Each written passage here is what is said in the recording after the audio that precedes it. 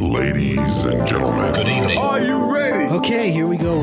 You're listening to the Deal Room Podcast. Join us as we bring you the inside scoop on business sales and acquisitions. Get across trends in the area and hear the industry's best recount their real-life tips, traps, and experiences. Now, here's your host, Joanna Oakey.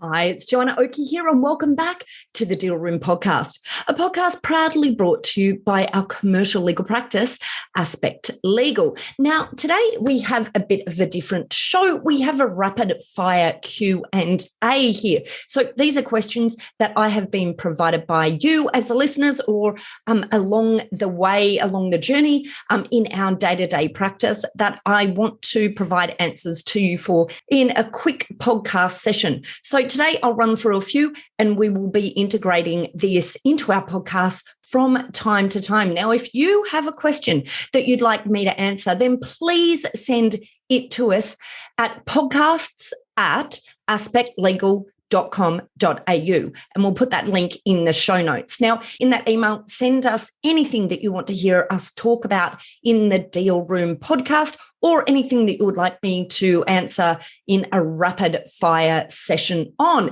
Now, here we go with today's, and this is only going to be 5 minutes long, so this is a very quick session for you. Well, let's see if we get it into 5 minutes.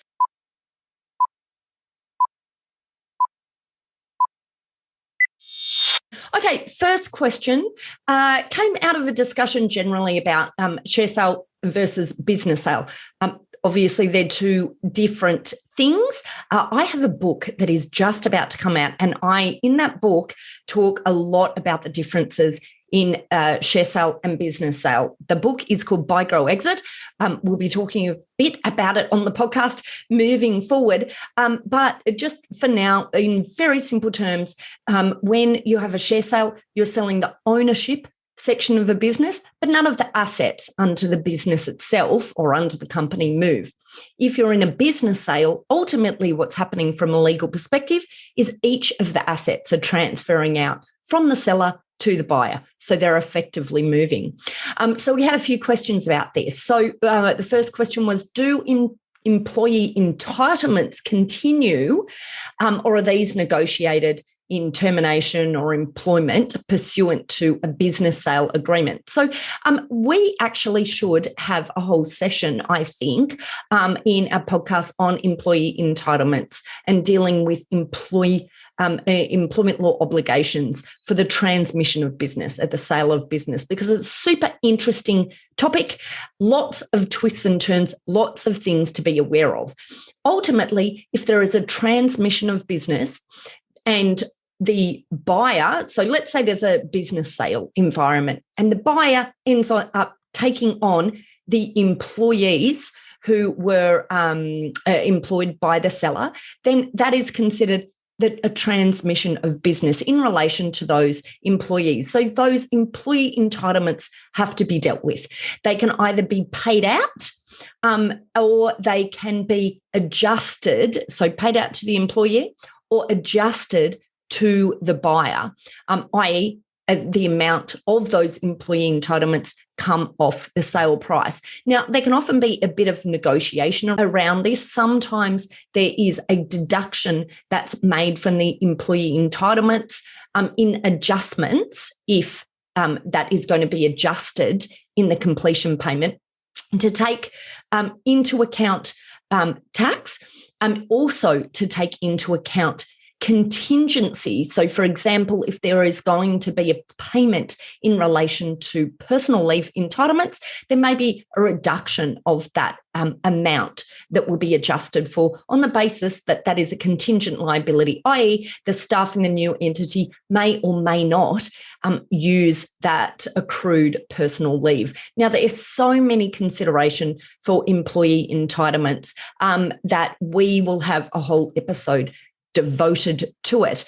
In a share sale, just the one thing to bear in mind is you are not transferring the employees. The employees stay employed by the same organisation because we're not changing anything in the business itself. It's only the ownership layer that changes. So in those sorts of situations, we have an adjustment from the purchase price. But once again, the adjustment component can sometimes be negotiated for certain reasons. For example, perhaps in relation to personal leave accruals. All right, so that's questions about employee entitlements. As I said, we'll do a whole new episode about it. Okay, next we're looking at the concept of warranties and liability in a sale contract for a seller. One of the questions that I've had over time is how long do these liabilities last for a seller? The answer is it depends. It depends what's negotiated in the sale agreement. So you could have liabilities that might last for up to 7 years. And sometimes we'll have liabilities that only last for a very short period of time. Now, there's a whole heap of things that we consider in working out how we are going to protect the seller if we're acting on sell side in relation to the warranties, the length of time that they exist for, and the maximum cap or the maximum liability that a seller might have under these warranties. On the flip side, when we're acting buy side, we will be thinking about what we can do to use the warranties in order to protect our buyer, to ensure that they're not exposed to any risks that have happened in the business or the company prior to their time of taking it over. So this is the thing with warranties and indemnities in a business sale agreement or in a share sale agreement. This is where we're helping to get a fair balance of risk in relation to losses that might occur in a business post-completion that relate to a period of time before completion. So there's lots of things to think about there. One thing to bear in mind is transaction liability insurance. Once again, if this is of interest to you, we will definitely devote a podcast or two to this because it's such fabulous insurance for sellers out there, but potentially also for buyers to understand about, because they might wish to require sellers take out insurance in order to provide security in the deal.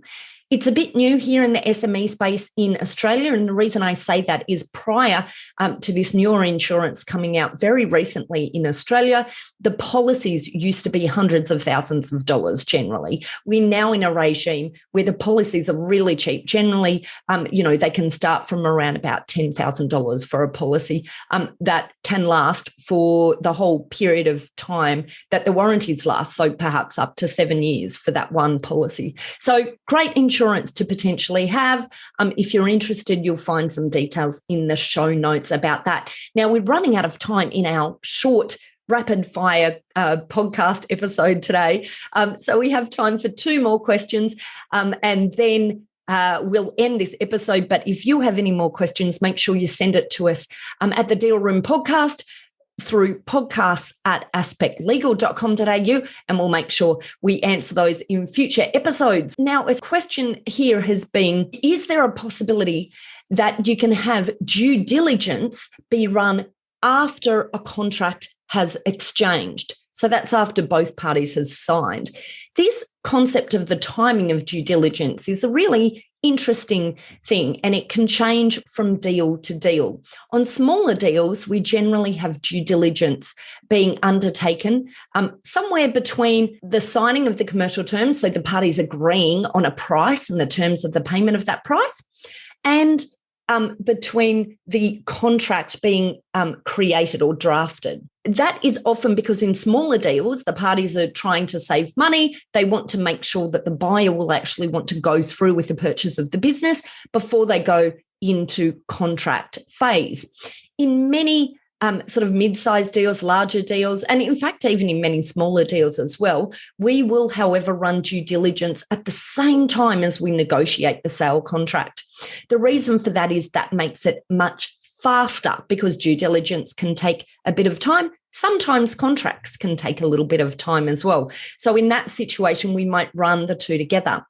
But in other situations, the buyer might prefer to to have protection against their spend in due diligence during the due diligence period, and to feel assured that the seller is not going to go and sell to another buyer after they've expended all of their time, money, and effort in due diligence.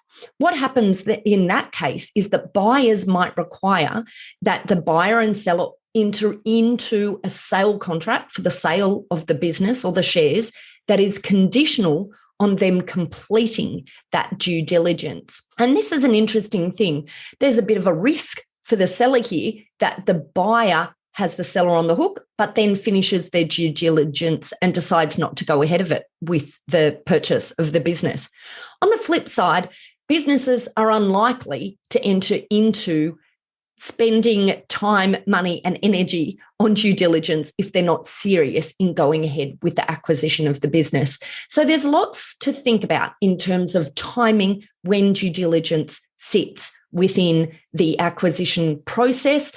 There's no hard and fast rules. We have transactions all the time who have timing organised in all different ways. But the end answer is it's important to understand the decisions that you're making in allowing the timing of due diligence to happen at a particular point. There's options available for you, but you have to understand the risk that you might be taking on in the flip side. That's where strong, helpful, experienced legal advice, of course, comes into play.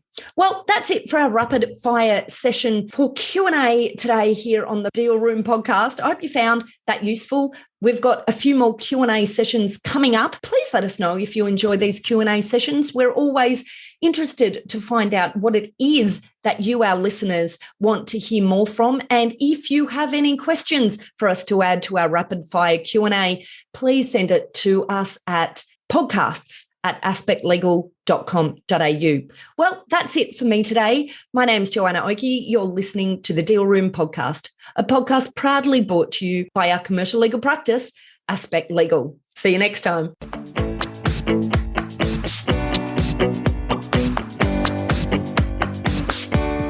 Aspect Legal has a number of great services that help businesses prepare for a sale or acquisition, to help them prepare in advance and to get transaction ready.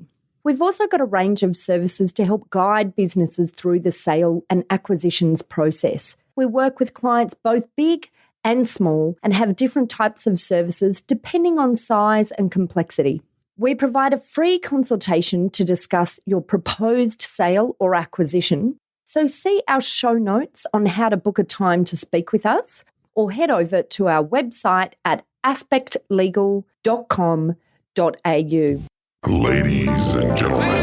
That will conclude this evening's entertainment. Thanks for listening to the Deal Room podcast. To find out more about this episode and other episodes in the series, check out the show notes or head over to our website at thedealroompodcast.com.au.